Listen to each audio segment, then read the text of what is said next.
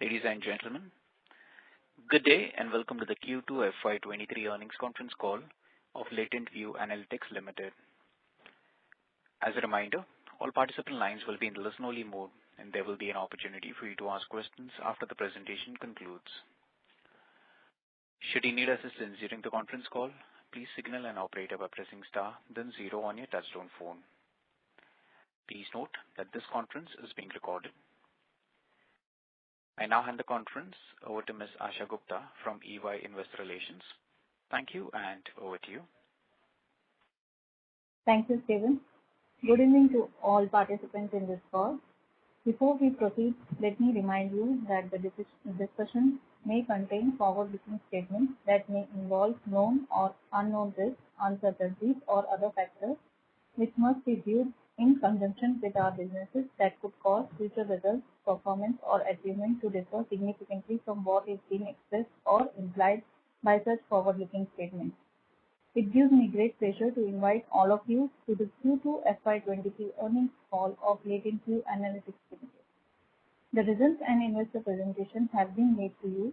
In case anyone does not have the copy of press release or presentation, or you are not in our mailing list, please do write to us and we will be happy to send you the same. To take us through the results today and to answer your questions, we have the CEO of the company, Mr. Rajan Sethuraman, whom we will be referring as Rajan, and we also have CFO of the company, Rajan Venkatesan, whom we will be referring as Raj to avoid any confusion while doing transcription. We will be starting the call with a brief update of the quarter, which will be given by Rajan, which will be then followed by the financials given by Raj. Having said that, I now hand over the floor to Rajan. Over to you, sir. Thanks, Asha, and thank you all for joining this earnings call. First of all, I wanted to wish all of you belated Diwali, given that this is the festive week.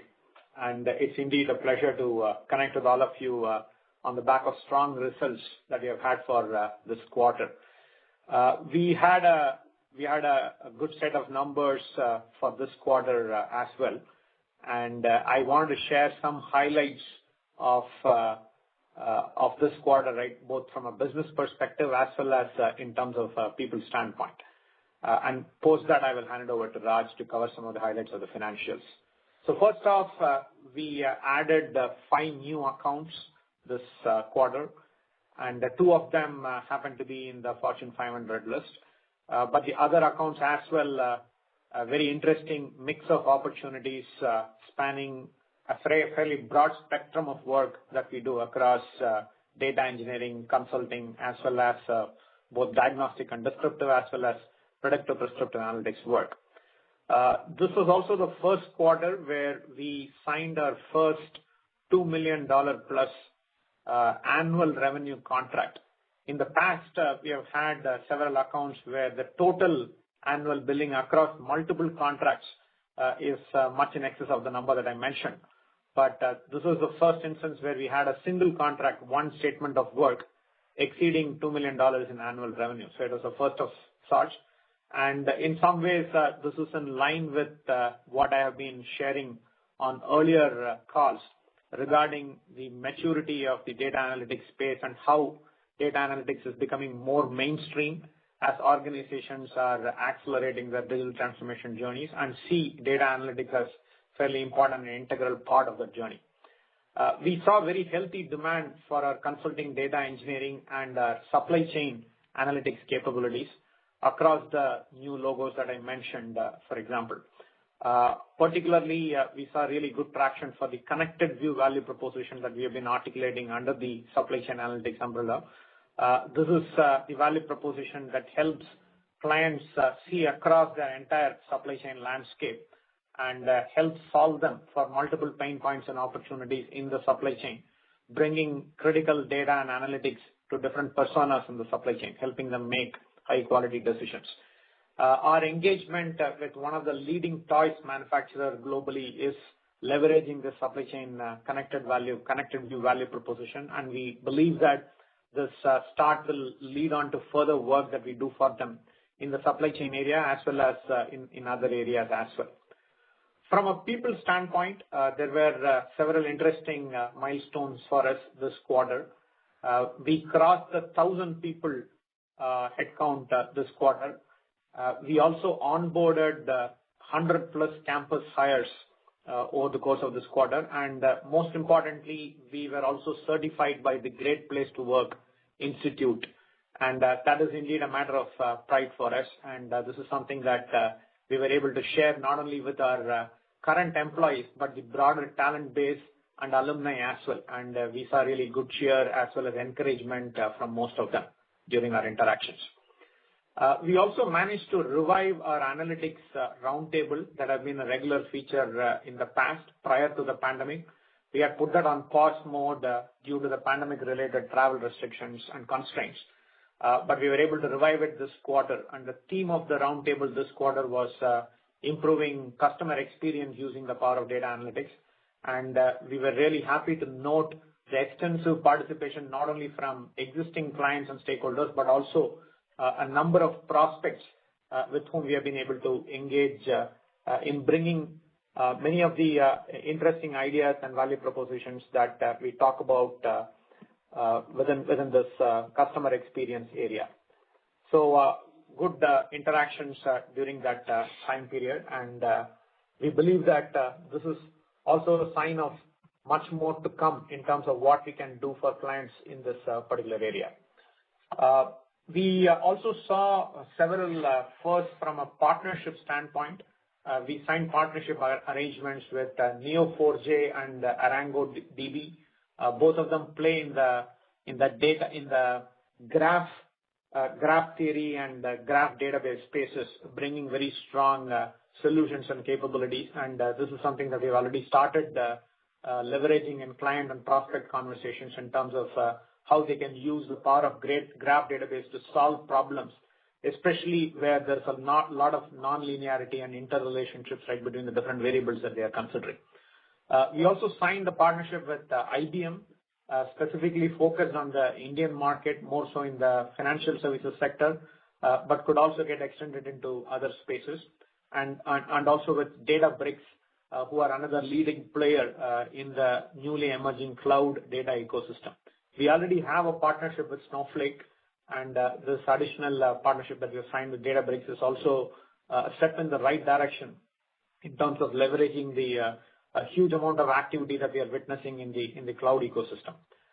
From a people perspective, this quarter also saw the addition of quite a few people to our sales and business development team. We added about 8 people into that team, and we also brought on board 4 seasoned senior leaders to head up our European business. 1, 2 in the data engineering space to head up the data engineering practice, and 2 senior leaders to head up the business practices that we have for the industrials and the technology verticals. So strong additions that we have made into the front end, both on the sales and business development as well as on the business practice leadership front. Finally, I also wanted to touch upon what is happening on the inorganic growth and the M&A front. We have evaluated quite a few opportunities over the last year since the IPO. A couple of them went as far as issuing a letter of intent and also due diligence. But till now, we have not been able to consummate a deal.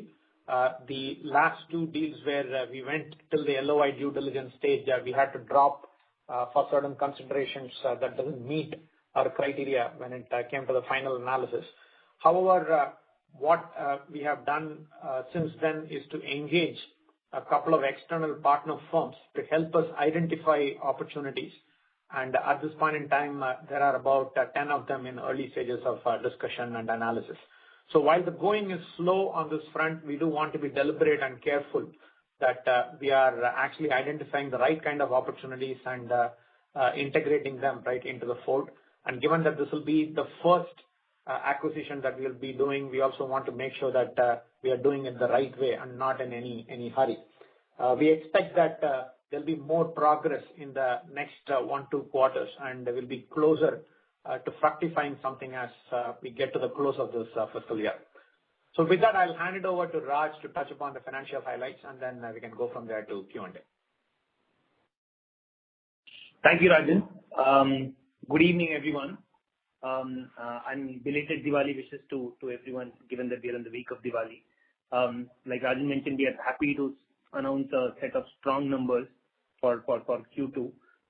After Q1, which was a little maybe muted in terms of earnings growth, Q2 we witnessed a fairly strong bounce back in the overall demand situation, plus as well as the new deal flow.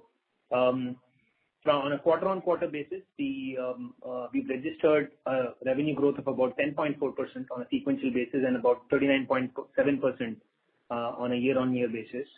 We closed the quarter with a revenue of about 132.4 crores, which is the highest ever in the company's history. The growth was fairly broad-based and driven across all our industry verticals, primarily technology, CPG, retail, and BFSI, which continue to be the focus areas for us from a vertical standpoint.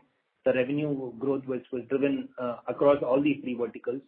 We also see a fairly healthy order book at this point in time, as well as good pipeline, which gives us the confidence that we will be able to continue the current growth trajectory in the coming quarters as well. From a profitability standpoint, EBITDA for the quarter came in at 37.3 crores, which reflected a growth of about 40% on a year-on-year basis and about 7+% on a quarter-on-quarter basis. The EBITDA margin itself for the quarter was at 28.2%, a drop of about 80 basis points compared to the immediately preceding quarter. The drop in EBITDA margin was primarily driven by increased investments, both in the delivery capability building that we are doing in India. Rajan spoke about the campus hires that we did. A lot of these hires that we've done through the campus are currently undergoing their bootcamp training and therefore not in build roles. So the incremental cost owing to the campus hires plus the investment that we're making in the front end. These are investments we are making ahead of the curve in anticipation of revenue growth that will follow. Both of these led to a marginal decline in the EBITDA margin for the current quarter. However, this is still in excess of the historical EBITDA margin that we have been guiding the analysts as well. When we've been talking to you guys, we've historically repeated that an EBITDA margin of between 25 to 28% is sort of the comfortable levels at which we will continue to operate. But all in all, our EBITDA margins, despite these higher level of investments, continue to be in excess of that 25 to 28% band that we've indicated. And therefore, we are fairly confident that we'll be able to sustain these EBITDA margins for the coming quarters as well.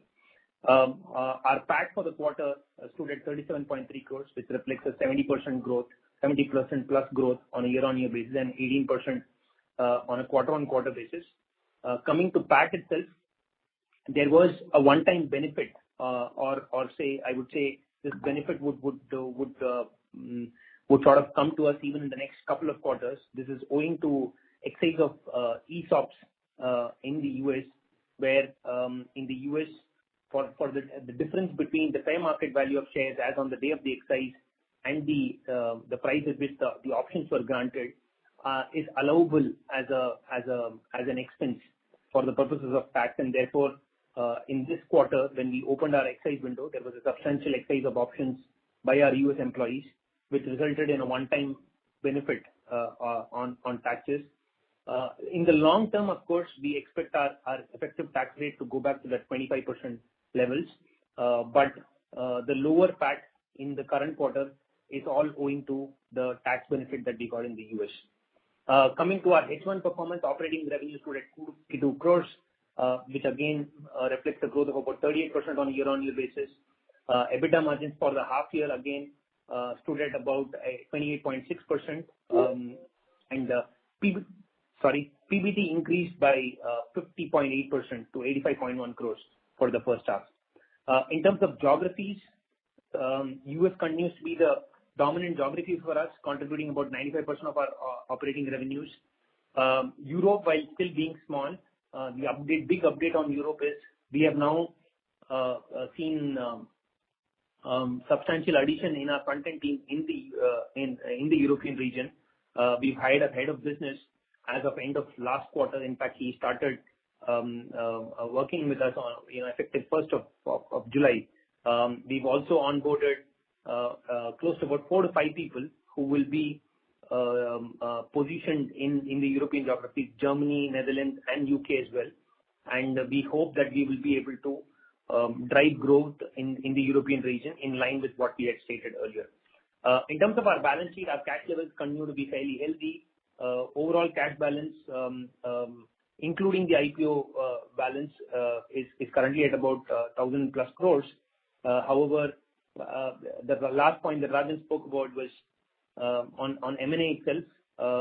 We have seen increased levels of traction within the company in terms of our deal evaluation as well as the pipeline of opportunities that are currently available for us to go after. As mentioned, a couple of these transactions we progressed to a fairly advanced stage, but we had to sort of drop the ball on them because of various issues, including cultural fitment, overall fitment in terms of strategy, as well as our estimate of what the right valuation for those companies should be. But having said that, we do continue to see good momentum. We've in fact appointed a couple of advisors to now help us to scout for potential acquisitions, and we're fairly hopeful that we should be announcing something on the M&A front in the coming quarters. With that, I would like to summarize by saying that we continue to witness good momentum on the organic side, good deal flow. The order book continues to be healthy. Pipeline continues to be healthy. We will continue to again invest for growth and capacity enhancement. As far as the revenue growth outlook is concerned, at least for the next few quarters, we would like to replicate the performance in the current quarter. With that, now I would hand it back to the operator and we can open the floor for Q&A. Thank you very much. We will now begin the question and answer session. Anyone who wishes to ask a question may press star and 1 on the touchtone telephone. If you wish to remove yourself from the question queue, you may press star and 2. Participants are requested to use handsets while asking a question. Ladies and gentlemen, we will wait for a moment while the question queue assembles. The first question is from the line of Vimal Gohil from Alchemy Capital. Please go ahead. Yeah, thank you for the opportunity. So my first question is on the hiring outlook, attrition trends, and offshoring trends. If you can highlight on these three, how much are we expecting to sort of add? We are just about 1,000 plus. How much do we see? How big do we see our team by the end of this year? Secondly, how is attrition? While you did point out something on the supply chain, but if you could just highlight how have the LTM or TTM attrition trends been like, and plus if you can just highlight something on the offshore trends that because you are sort of winning new large contracts, this will probably entail a bit of on-site presence as far as your company is concerned. Does that mean that there will be some kind of margin pressure going forward, but the revenue might remain very, very strong? And that could mean that we could be at the lower end of could that mean that we could be at the lower end of the margin band that we're talking about?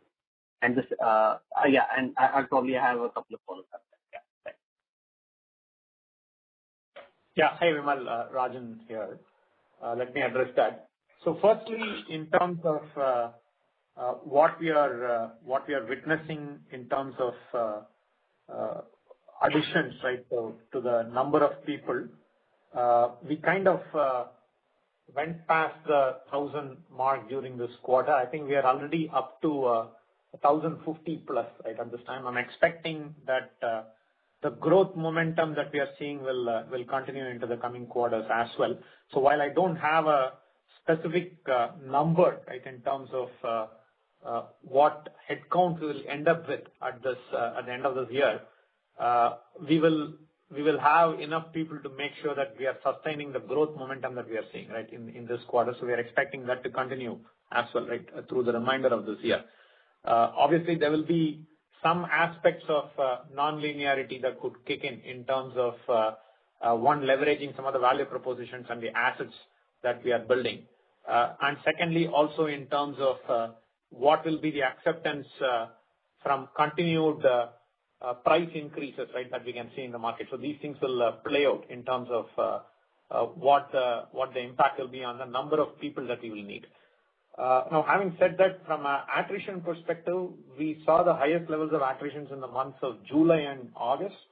Since then, it has been tapering down. September and October have been much better, and we are expecting that the attrition will moderate in the coming months as well. We're not expecting it to go back to the kind of levels that we might have seen during the pandemic or the second half of last year, for example. Right? So that is something that we are factoring in as we make our hiring projections. From an on-site offshore perspective, for the nature of work that we are doing, we are not seeing any big swings. The larger contracts as well continue to be at the kind of ratios that we are used to. We were operating at about 1:5.5 or so. There isn't any big swing on that number in terms of the percentage of people that we need offshore. One area where we might need more presence on site is the consulting work that we are doing, because that does call for an even more iterative approach, working very closely with clients. But however, the consulting work, as I have shared earlier, is typically smaller, shorter duration, intensive work aimed at defining a strategy or a roadmap. So we are not expecting that there will be like a huge set of people that we will need. I mean, and where we need domain expertise, we'll be ready to leverage people even offshore who can travel at short notice for short durations of time, right, to do the work. So I'm not expecting any big swing in the on-site offshore mix in the coming quarters. We will have to see how this plays out as the deals get even larger. Some of the deals that are larger in the past, we have witnessed that the ratios have been better than the smaller pieces of engagement, because the moment you have a large amount of work, then there is greater flexibility in terms of how you structure the work, and therefore not only the on-site offshore mix, but also in terms of the pyramid and the mix of skills that are required. So that should play to our advantage, right, as deals get larger in the coming quarters. Understood, sir. Sir, the second question, I have two more questions. The second question is on the overall demand, and I have one bookkeeping question. Just on the demand outlook in the backdrop of, the big techs recently announcing their numbers, some bit of caution was sort of highlighted. What are we seeing? Are we seeing any impact on, because big tech certainly is a larger portion of our business. So what are we seeing? Are we experiencing a bit of caution in those accounts, or how is it going for us? And the second question is a bookkeeping question on the while you said that you have invested in the front end and invested in capabilities that would, I think that would go in a certain portion of that would go in the employee cost, if I'm not wrong, or most of it will go in the employee cost. But as I noticed, that has actually, that is, if you look at that in percentage of sales, that has been in control over the last quarter. But I see your operating expenses going sharply by 21%. So how should we look at that? I mean, should we take this 14 crore as the run rate going forward, or is there a one-off over there? Okay, yeah. Let me address the first question, and then I will ask Raj to weigh on the other question. We don't see any particular impacts in the technology sector yet. The one place where there has been a little bit of sluggishness is in retail, where we have had some kind of pause, right, in clients taking decisions with respect to new initiatives. But even in retail, we have actually closed an important win, not in the last quarter, but since the end of the last quarter, right? I mean, and that seems to be in the right direction. But obviously, the retail sector has been impacted because of the macroeconomic headwinds, right? Talk of recession and everything. So I wouldn't be surprised if there is some sluggishness within the retail sector.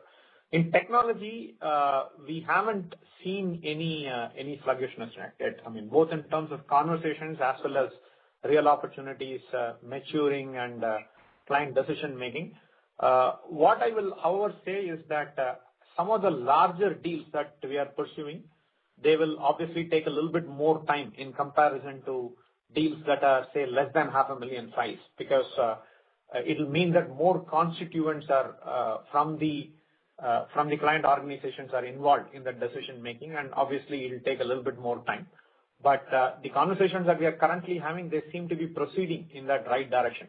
One other thing that we are starting to see is some consolidation, meaning that there are accounts where within a particular part of the business you might be engaged only in doing certain kind of work, and the client has been using multiple vendors for doing data engineering, for doing visualization and look back analytics, and somebody else for doing the predictive prescriptive modeling work. There is some trend towards consolidation. We'll still have to see how it plays out, but we are starting to see some signs of that. The good news for us on that front is that we are already positioned well with the higher value adding fuzzy problem solving premium work. So in our case, it will be more about backward integration into the data engineering work. And that is a capability that we have been aggressively building strongly. So I would believe that we are positioned well should that consolidation pick up steam. But as I said, it is still early days on that front, and we'll have to see how it pans out. So overall, not much sluggishness yet in the technology space, but obviously, you are starting to see some of the results in the commentary, and we'll want to watch that closely, right, in terms of how it unfolds. Let me pass it to Raj to address your second question, right, related to the numbers. Yeah. In terms of the second question, correct me if I'm wrong, your question was in relation to the other operating expenses. Is that correct? Where we witnessed a growth of about 21% in the current quarter compared to the earlier quarter? That is right, sir. That is right. Yeah. So just to sort of let you know, of course, while this growth seems to be a substantial growth over the immediately preceding quarter, it was not unanticipated or unplanned expenses. In the immediately bygone quarter, we hosted our annual or biannual roundtable event, which is a customer event that we typically hold in the United States. So in this last edition of the customer event happened in San Francisco, and a large portion of the increase that you see compared to the earlier quarter is attributable to this particular marketing event that we conducted, which was very well received and also resulted in a significant amount of lead generation from potential and prospective clients. Now, of course, this is an event that in the last couple of years we were unable to hold because owing to the pandemic, but it's something that we will revive.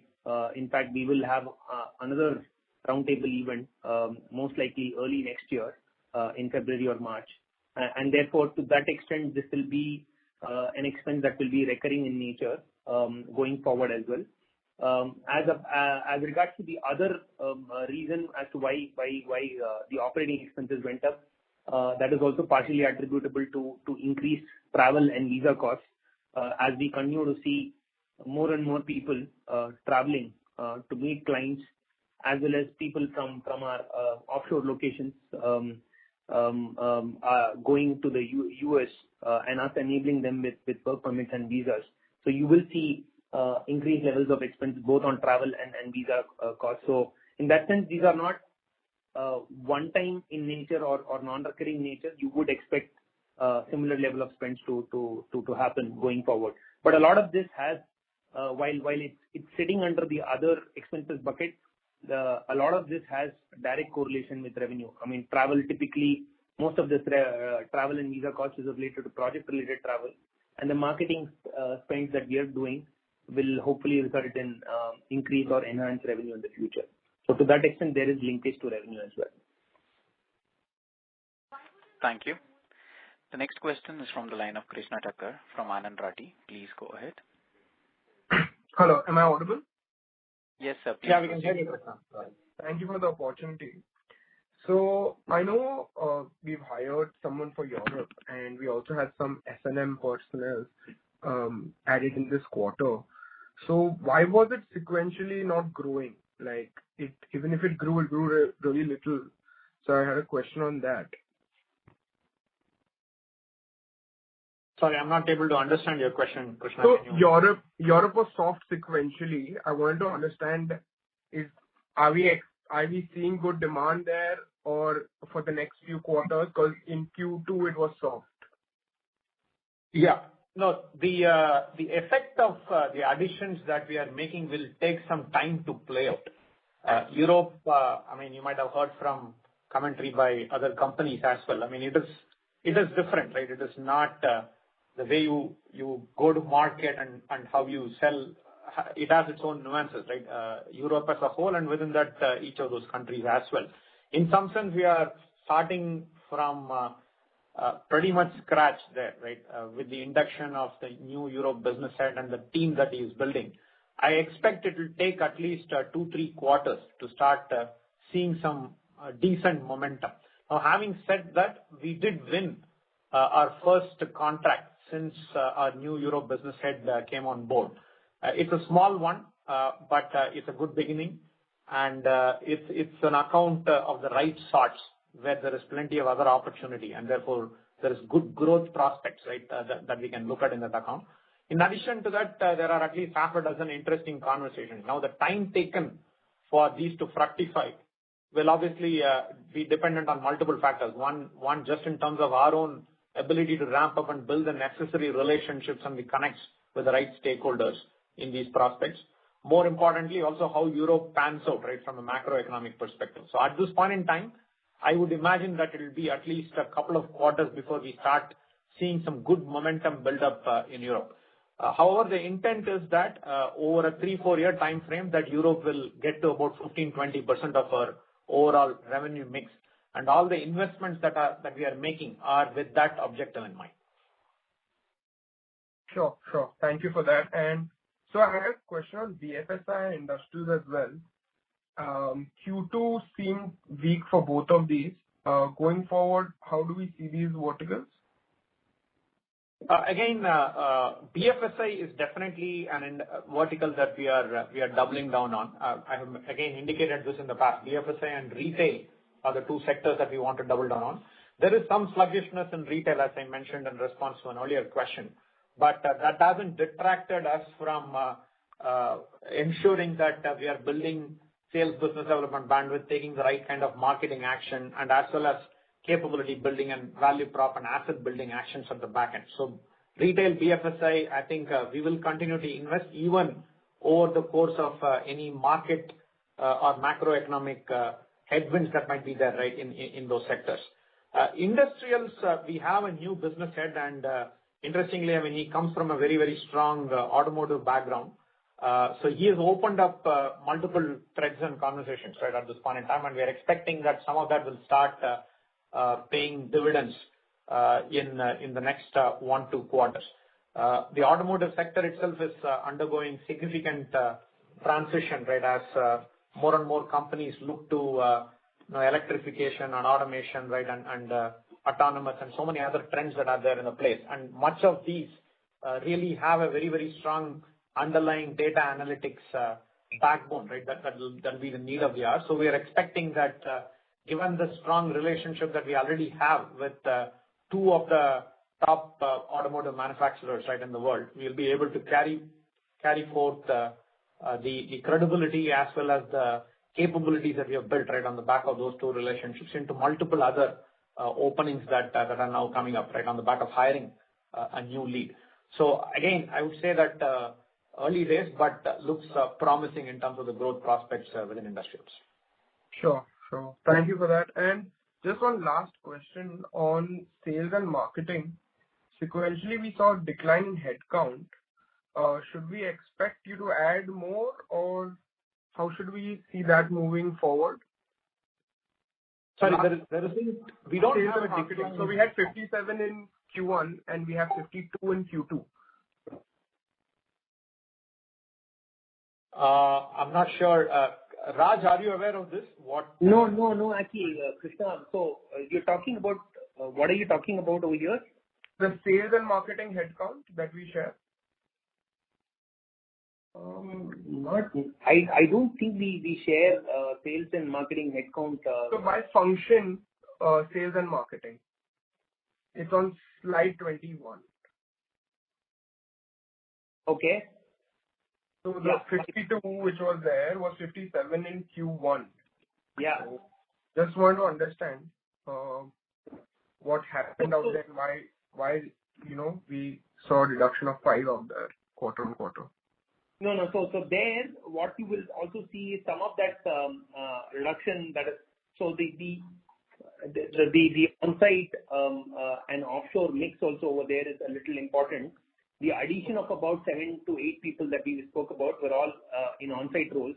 There is a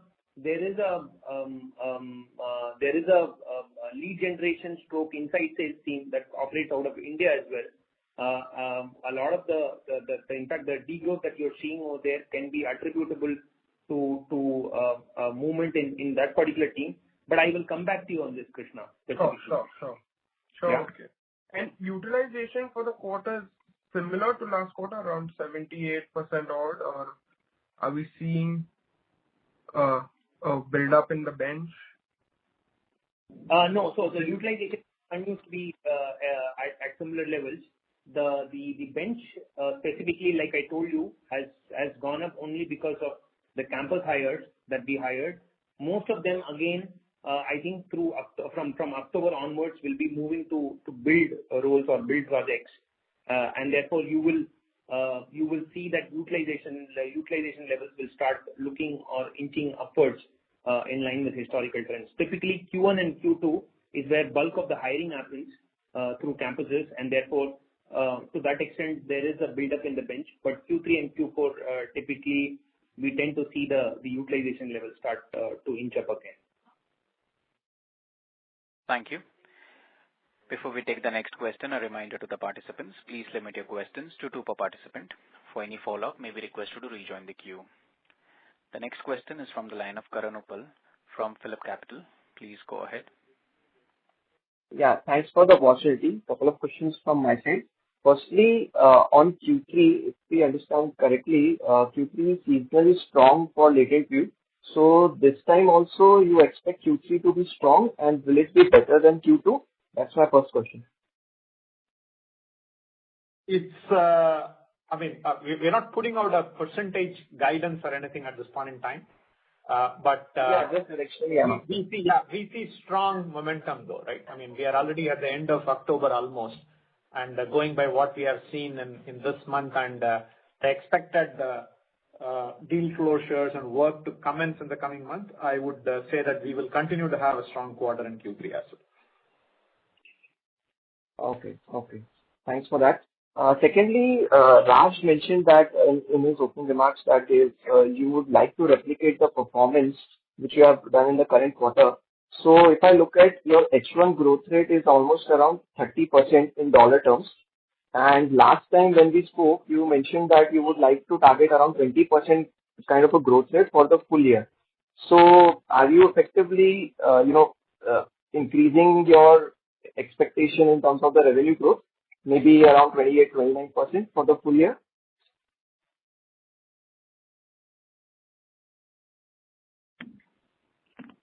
Hello? Sorry, Raj, are you on mute? Yeah. No. I'll take that. So yeah, thanks for the question. Like you mentioned, at this point in time, we are not guiding, or giving out guidances in terms of what our full year revenue growth would be. But to sort of answer that question, we have stated this in the past as well. While the industry is growing at 20%, we want to better that by a sort of fair margin, and therefore overall growth between 25 to 30% is what we set out to achieve on an organic basis. And at this point in time, based on the order book that we have, we believe we have a strong chance of maintaining those growth levels. Okay. Thanks a lot for that clarification, Raj.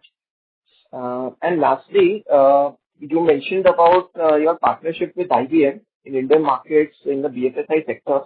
So for this partnership, is there any investment commitment from Latent View's side to sell your solutions, and would that have any impact on the margins? Not too much. It is based on prospect by prospect at this point in time. So we are not going to be going ahead and building a bench strength of people with capabilities and IBM specific components, right, within the tech stack at this time. In fact, IBM itself is taking a fairly flexible approach with respect to the tech stack. So while there are components in there which are IBM proprietary, they are very much open and flexible in terms of clients picking and choosing even a best of breed approach, but fitting overall within the tech stack framework, right, that IBM has drawn up. So in some sense, at this time, some of the capabilities that will be needed to convert those opportunities are ones that we already have, given that we do a fairly broad spectrum of work across. We do work across a broad spectrum of technologies that are there. So we are not expecting that there'll be a whole lot of upfront capability building or bench building that will be required. We are, however, calibrating and taking actions on specific opportunities, right, that we are in conversations with. So there is currently a discussion with one of the mid-sized banks where we are having a conversation, and with them there are very specific requirements, right, in terms of what they want to do and therefore what will be the technical and the analytical skill set that will be required. So if there are any gaps in that, we will seek to leverage the partnership to build those capabilities or certifications as the case may be. So I don't see any significant investments from a capability building specifically for the IBM partnership. We did do that in reference to the Snowflake partnership, right, last year. And there might be a need to do that in some of the other areas, right, depending on the traction that we see. But obviously, in general, many of the partnerships, it's a bit of a two-way kind of a street, meaning that we want to bring some of the accounts where we have a strong relationship to the table. And we are also expecting that the partner will bring such opportunities to the table. And then therefore, based on what we see, we will take a calibrated approach to building any additional capability or certification or bench strength as the case might be. Sure. Thanks a lot for the detailed answers, and all the best for FY23. Thanks, Karan. The next question is from the line of Dipesh from MK Global. Please go ahead.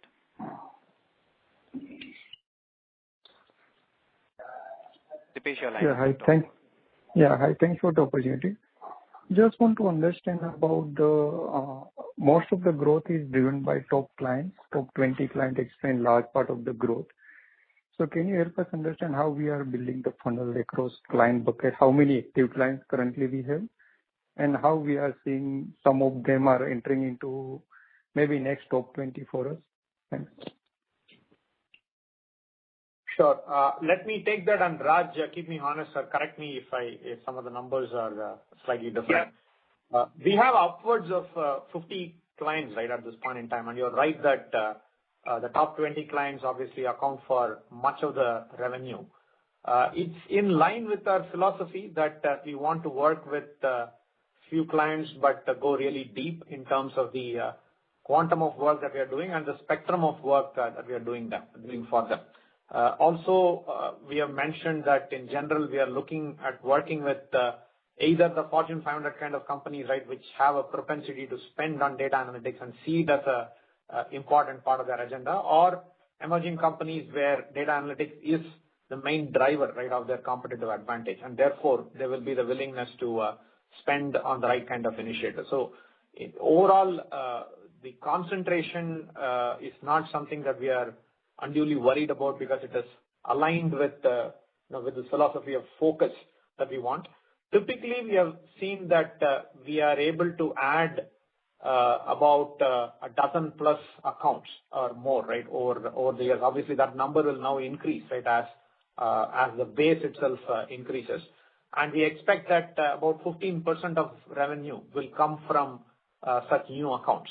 But 85% of the revenue comes from existing accounts, and that is something that we are continuing to see even in these quarters, which basically translates into growing the business that we have with the existing account. So while there will be the aspect of continuing to look for high quality accounts that we bring into the fold, the expectation also is that we will continue to grow revenue with existing accounts in a fairly aggressive fashion, so that we are able to maintain that kind of 85-15% split. In fact, I would expect that existing accounts, as they become more mature and they accelerate their journeys, the initiatives that they will undertake will grow at a fairly fast clip. So I don't expect that balance to change significantly, right, in the coming quarters. We'll continue to add new accounts, but the growth will be driven significantly by growth that we have in the existing accounts. So therefore, the concentration that you might see, while it'll improve over a period of time, right? I mean, instead of say having 20 accounts that contribute to the bulk of the revenues, in a year from now it might be 30 accounts, right? But we do expect to continue to be a fairly focused player, right, in terms of the logos that we work with and the type of work that we do. Sure. Just one follow-up on it. In terms of, let's say, top 5, top 10 clients, can you help us understand how cross-service index is changing over a period of time in terms of how many services we provide them? Thanks. I don't have the exact percentages, but I can give you a qualitative answer. In general, given the intention to expand the scope of services and do more for the accounts that we are working with, we try and bring in all facets of the capabilities, right, to the table. The best example of that is the amount of work that we are now doing on the data engineering side, which has really grown in a significant fashion, right, over the last 6 quarters or so, right, 6 to 8 quarters. We weren't doing much of data engineering work, but today, quite a bit of the growth is coming from the introduction of the data engineering capabilities in the services that we can provide. One other area where we are seeing traction, as I mentioned earlier, is supply chain. Given the massive supply chain disruptions that most companies have faced, our value proposition is resonating well, and we are expecting, therefore, that will be a new service, right, that we will be able to take into the market. And that is very relevant, whether it is a retail or a CPG company, or even for high-tech tech companies, right, especially the ones that are in the business of devices and printers and so on. So we are seeing good traction for the supply chain capabilities as well. We believe that some of the other horizontal capabilities that we are building, say around predictive analytics, especially around use of NLP energy or graph-based approaches or image analytics, are also seeing traction. So the intent will be to bring these capabilities also with the existing accounts. So if the evidence of the last 6-8 quarters is anything to go by, we expect that we will be able to expand the scope of services that we provide, but however, staying within the overall wheelhouse that we have, right, of data analytics. We are not looking to stray out of that wheelhouse at this time, but starting from analytics consulting and strategy and roadmap exercise all the way to data engineering and predictive prescriptive analytics, that full suite, and again, cutting across the value chain is something that we will want to take into every one of the accounts that we work with. Thank you. Thank you. The next question is from the line of Dave from Invest Yadna. Please go ahead. Hello. Thank you for providing me opportunity to ask the question. My first question was, you have mentioned that you are expecting growth of around 25 to 30% on an organic basis. So this is for this year or for the long term, over the long term period? Raj, do you want to take that? Yeah. So again, like I said, this is, while we're not giving out a guidance, this is what we believe is achievable in the next few years, because the industry itself is expected to grow at 18 to 20%, and we are making significant investments and also operate in areas which are expected to grow at a rate which is higher than the 18 to 20%. However, having said this, the one possibility that we will definitely not rule out is if there is any growth concerns or demand-related shrinkages that we witnessed because of the macroeconomic situation that is playing out in the US and Europe, right? And because of which the industry growth itself falls to a number which is below 18 to 20%. There could be some impact on our overall organic growth as well. But at this point in time, what our endeavor would be to beat the industry growth rate by a significant margin because of one thing that we are making and two also the areas that we operate in, which are largely around data engineering, advanced analytics, and also our investments in Europe, which we believe once the demand situation improves or the macroeconomic situation improves in Europe, we will be in a position to take advantage of the investment that we are making at this point in time to grab market. Okay, thank you. And my last question is, so you have mentioned earlier that premium work you are doing. So can you distinguish between what is the premium work and not so premium work, and of course the revenue percentage of your revenue which comes from your premium work, if you can say, yeah. So there isn't a whole lot of low-end work that we are doing. In fact, much of the work that we do falls within a fairly tight band in terms of what we are able to charge, right, from a pricing standpoint for the work that we do. However, I will call out that the consulting work that we do will typically be a little bit more incisive and premium, albeit that although it will be a shorter quantum of revenue itself, a smaller quantum of revenue itself, because consulting engagement in general, they are short and intensive, and they are aimed at doing a strategy or a road mapping exercise, right, at a fast clip. And it will set up much other work, right, that will follow suit, right, from an implementation standpoint. So there is a little bit of that premium feel, right, when it comes to consulting work. But across the rest of the work, whether it is data engineering or whether it is look back or look ahead analytics, in general, we have gone after the complex, fuzzier problems. So even within data engineering work, we take up more of the architecting and the creating the additional data layers that are necessary for undertaking the complex analytics and answering the business questions, as opposed to doing the regular lift and shift or cloud migration type of exercise. Not that we don't do some of those work at all, but in general, it has always been in connection with business problem solving, right, in some sense.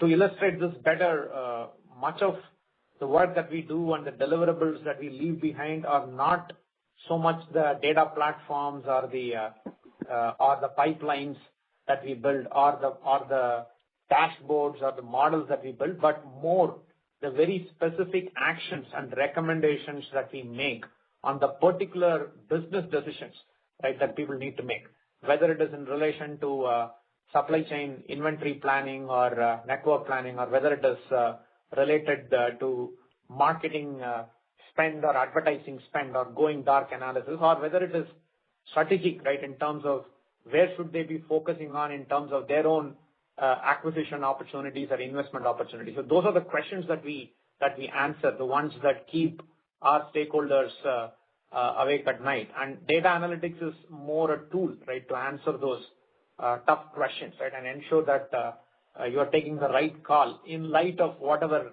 data and information is available. So that's been the nature of the work. So therefore, overall, I would say that much of the work is of that nature. There isn't too much that we are pursuing, which is what we would call at the commoditized end of the spectrum. Okay. So can I ask one more question? Yeah. So how much time does it take for a fresher to become billable? So it might be higher, I think. So we have been averaging about 8 to 10 weeks, okay, at this time. I mean, obviously, in the last few quarters, there has been this big demand-supply gap, right? And everybody is trying to accelerate the process. So we have witnessed instances where we have been able to get somebody productive even in a 6-week time frame or even in a 4-week time frame. But the preferred model is where we get our people to spend a proper 6-week kind of a boot camp and a capstone, and then spend maybe another 6 weeks in a shadow kind of a mode, so that they come to grips with the specifics of the client and the context and the nature of the work that we are doing before we actually get them into a billable role. So that's what the preferred is. But if I were to go by data in the last few quarters, I would say that we are currently probably averaging about 6 to 8 weeks. Thank you. The next question is from the line of Chintan from Chanakya Capital. Please go ahead. Hi. Thanks a lot for the opportunity. I just wanted to ask a little bit more on the production platforms business. If you could provide me more insights on what is going on in that area. And on the slides, I see 2 new products which we've added, PART and AI Assist. If you could give me a little more color on it, what exactly they do. Sorry, the second question, which are the ones that you mentioned, Chintan? Yeah, PART and AI Assist that I see on the slides. Right. Yeah. So, I mean, the overall commentary on I wouldn't call them products really, because I think that might be presuming too much. Having said that, we have built a suite of assets and accelerators, and maybe some of them we can actually call them a solution because they do address a particular pain point or an opportunity that might be there in the market. For example, Smart Insights or Casper, for example, right? MaxView, there are examples of that. I think PART was an anomaly detection tool that we built in order to help identify what data should be taken into account for specific modeling purposes. Whereas AI Assist, I think, is more along the lines of a chatbot. It was a solution that we built for a particular client, and then we were able to abstract it and then create something that can help answer queries in a fairly user-friendly interface, right, using a chatbot kind of an interface. So while we have been building these in the past, and they have been largely helpful in opening doors on new conversations and maybe providing some non-linearity from an effort standpoint, where we have been able to reuse either the entire asset or parts of it, right, in the work that we undertake. The intention going forward is that these will be a little bit more detailed and specific, right, to the value propositions that we are building. In the past, it was more a technical or a math play that we were doing because we had understood that algorithm or we had the capability to create something, right? And it would have been a very technical kind of an asset or an accelerator. However, going forward, the intent is that the assets accelerators will be very, very specific and focused on particular value propositions that we are taking in the market. So I talked about connected view, right, in relation to what we are doing in the supply chain analytics area. And this connected view value proposition is going to be supported by a few accelerators and assets that we are building, which will actually help deliver the connected view value proposition. So therefore, the intent would be to more tightly integrate this into not just the selling and the business development process, but also in the delivery of the very specific value proposition. So I would expect that the contribution from these solutions and accelerators will increase in the coming quarters. And by that, I am also expecting that there will be, therefore, more reusability and non-linearity, right, that will come in terms of effort versus revenue profile, right, going forward. Okay. And the second question which I had was that out of the 10% growth that we have quarter on quarter, how much can we attribute to currency and how much would be driven by plain increase in, I would say, volumes or the time and material that we generated? So roughly about 1.7% of that growth that you see in the current quarter, or 1.8% of the growth is owing to the currency improvement, and the remaining is all organic growth in dollar terms. All right. Yeah, these are the questions I had. Thank you so much, and all the best. Thanks, Chintan. Thank you. The next question is from the line of Akshay Kothari from Envision Capital. Please go ahead. Yeah, thanks for the opportunity. Am I audible? Yes, sir. Please proceed. Yeah. So I wanted to know regarding the inorganic growth which we are looking for. There has been a significant traction for analytics firms by the PE investors, and we have been hearing a lot of this thing. So are we going to invest as a minority holder, or are we going to go for a full acquisition? At this point in time, our at least, and this is probably true for the first one or two even acquisitions that we will be doing. We are looking at majority control from when we're looking at inorganic opportunities, where we will get to tightly integrate the business, and two, also derive maximum synergy out of our investment into that business, and that is possible only if we take a controlling stake in that particular company. So at this point in time, looking at control or 100% buyout opportunity. Okay. And so the 5 accounts we added, what was the hook that got us this account? Was it only on the basis of cost, and how does the system work actually? Are there some tenders and some specific scope of work which is outlined, or is it something based on some relations that we are able to generate? I think in this quarter, the 5 accounts that we added, I don't think any of them was on the back of an RFP or a tender. Okay.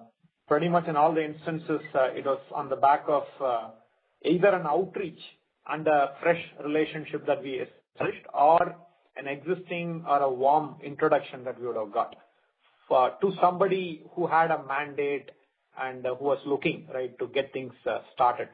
I think in at least 3 of the instances, there was an upfront exercise around defining what needed to be done from a scope and conversation perspective, which evolved in a very iterative fashion, right, based on discussions with them, as opposed to any concrete idea or use case that they might have had in their mind to begin with. So sometimes the introduction leads you to get started, right, get the conversation going. But then the specifics of what needs to be done emerges, right, as part of that iterative process. Okay. Yeah. Thanks for the opportunity and all the best. Thanks, Akshay. The next question is from the line of Shri Ram Ranjan, an individual investor. Please go ahead. Hey, thank you. Thanks for this opportunity, and congratulations on the great results.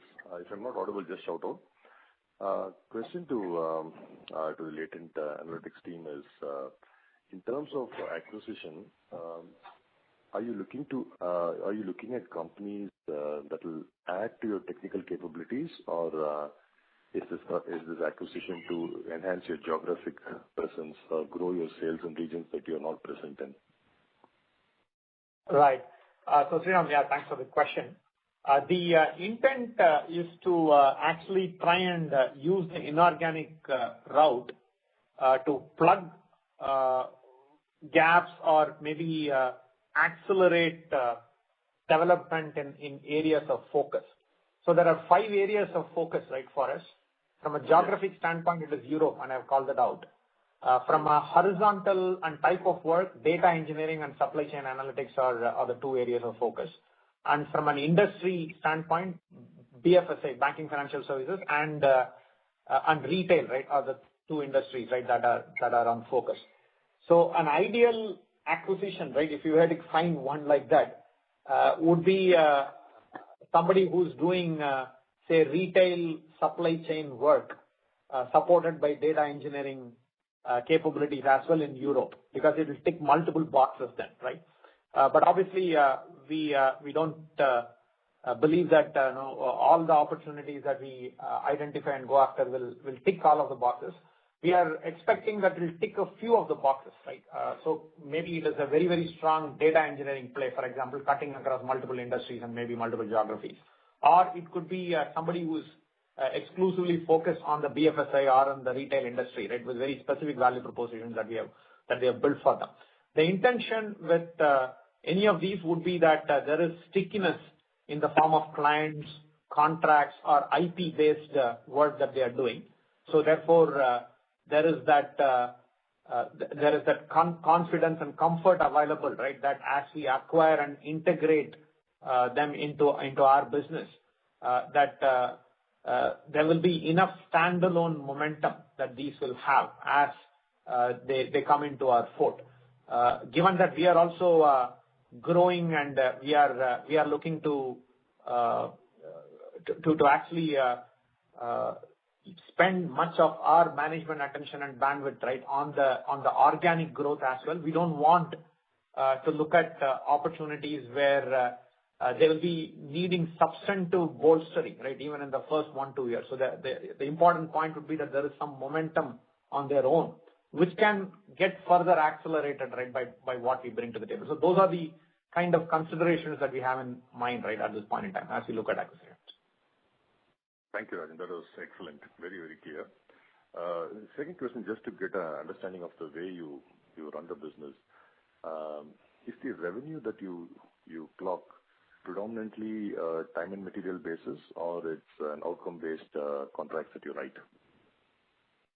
Right. So what we predominantly operate in what we call a managed services model. Okay, about 70% plus of our revenue comes in that model.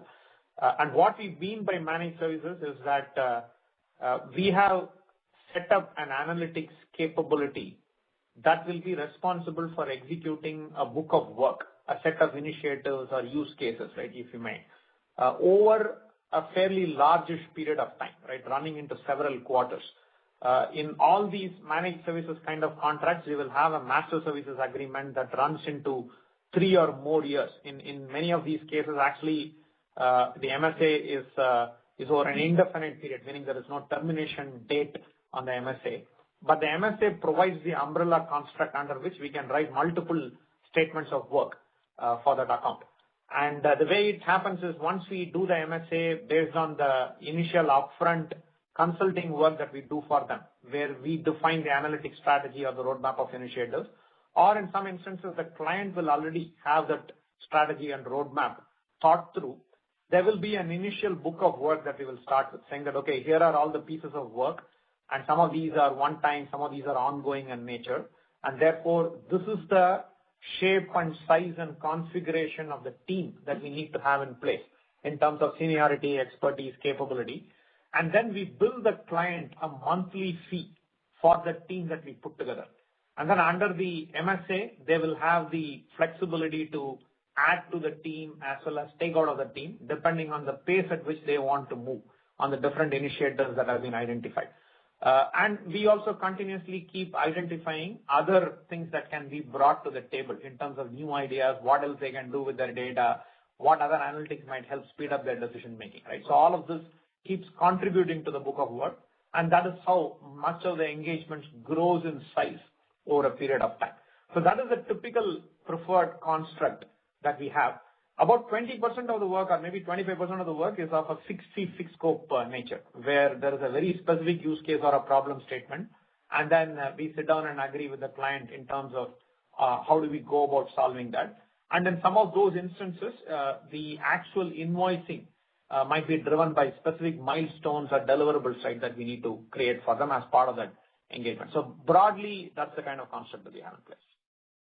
Yes, thank you. So I'm not asking the third question, operator, just a second question. Same thing, I just a little more clarity. So if you take the consultants and they run the managed services contract, you identify specific work that needs to be solved by a group of consultants across various seniority.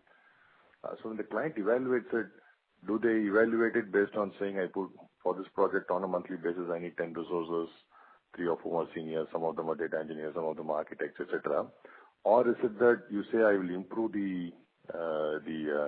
I will reduce the fraud, or I will improve on outcomes, say in terms of inventory turnover days, or I'll improve your attribution levels, or it's based on people ultimately? Yeah, at this point in time, it is still largely tied to the effort, Sriram. So while there is a good amount of discussion that happens on the KPIs and the metrics that we will impact and the extent to which we might be able to move the needle, it is not an outcome-based pricing, okay, if that is the question you're asking. So our fees are not tied to specific KPI movements or needle movements on the targets that we set up. What we use them for, though, is to ensure that whatever we have proposed as part of the statement of work, the team composition and how we will do the work, has a relationship, right, to the overall outcome. In fact, we actually take this very seriously, and we have an internal construct called the Service Delivery Excellence Team that actually monitors and measures the outcome that we deliver. The only thing is that given that many of these KPIs that you are targeting to improve, they are not only influenced by the data analytics and the recommendations that we make. I mean, there's a lot of things that need to happen at the client end as well, in terms of their org structure or processes or changes to policy or some implementation of recommendations that we don't want to claim that all of the credit is on account of the work that we are doing, right, or the recommendations that we are making. I think this is something that will probably mature in the coming quarters and years. There might be more willingness on the part of clients to actually say that at least in those instances where there can be very direct attribution to the particular recommendation that is being made or a change that is being implemented, that there could be linkages that are made to the fees as well, right, the outcome and the fees. But at this point in time, we don't have outcome-based pricing, right, if that's your question. In general, I don't also see that too much within the data analytics space itself. Most of our peers and competitors also largely work on the back of models similar to what I outlined. Thank you. We take the last question from the line of Karan Uppal from Phillip Capital. Please go ahead. Yeah, thanks for the follow-up. I just want to understand in terms of the services that the nature of the work or the services in terms of consulting, analytics, and data engineering. So at the time of the IPO, you mentioned that the split was 15% consulting, 60% analytics, and 20% is data engineering. So in last few calls, you mentioned that data engineering has scaled significantly. So has that split changed? So yeah, I would say that data engineering is probably running at about 25% at this point in time, and I wouldn't be surprised if it actually becomes even 30%, right, in terms of work. The reason being that larger, more complex initiatives, they call for more robust data platforms, integrating data across multiple silos that might exist within the organization. So given that low-hanging fruit would be gone by then, right, where you use data from a particular business unit or a silo to tackle a simpler use case or a problem statement, and now you're looking at more holistic or optimization, right, taking more things into account. The data platforms will become a necessity almost, right, a cost of doing business. So I'm expecting that those initiatives will gain more traction. It will also be dependent on the maturity of the company, right, and where they are within their own analytics or digital transformation journeys. But I'm expecting that data engineering will continue to grow in terms of the overall contribution to the revenue. So 25% approximately at this time, potentially could go up to 30% right in the coming quarters. So in terms of the scalability between the three of the services, consulting, analytics, business analytics, and data engineering, I believe that data engineering is the most scalable in terms of the deal sizes. Correct me if I'm wrong. And is the management's thought process to scale also in that line of thought? Absolutely. You are right that data engineering initiatives will get larger sooner than what you might witness on the predictive prescriptive or diagnostic descriptive analytics. And you are again right that we are actually doubling down on data engineering. I mentioned that data engineering is one of the 5 focus areas that we talked about. We recently brought on board a new head of the data engineering business. We have actually shared that as part of the press release that we put out as well. And he's aggressively building out his team. And we are also changing the approach. I mean, in the past, data engineering was more a technical necessity, right, from a data integration perspective, right, that I just mentioned. But we want to also flip this a bit and look at how data engineering can become the enabler of the business value propositions that we are driving.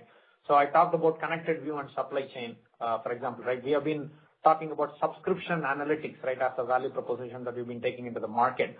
We believe that all of these business value propositions, whether they are industry specific or whether they are addressing a particular part of the horizontal value chain, can benefit a great deal from a more robust data engineering foundation, right? And that is how we want to reorient the data engineering value propositions that we are building. So they won't be standalone migration or governance or lineage. I mean, we'll have a few of those as well, but more so we will focus on how the business value propositions can be supported by very strong data engineering foundations. And that is also the need of the hour and ask from most of the constituents that we are talking to, because they are all interested in solving the business problem in a more holistic fashion.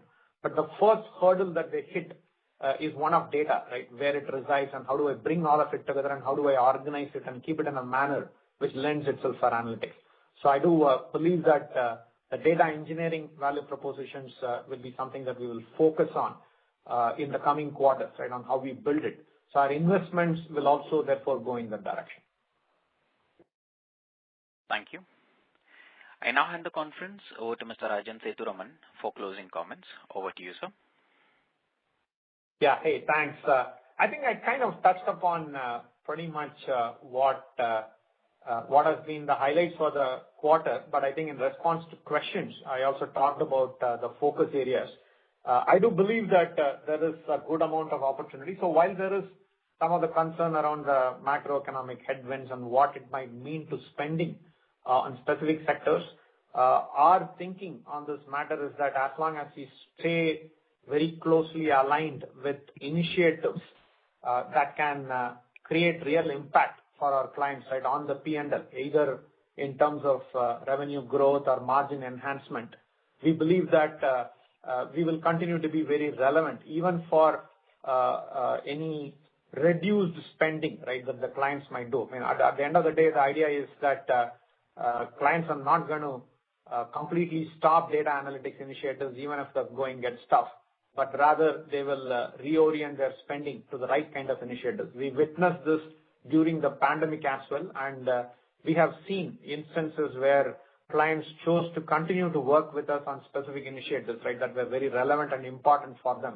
in those turbulent times.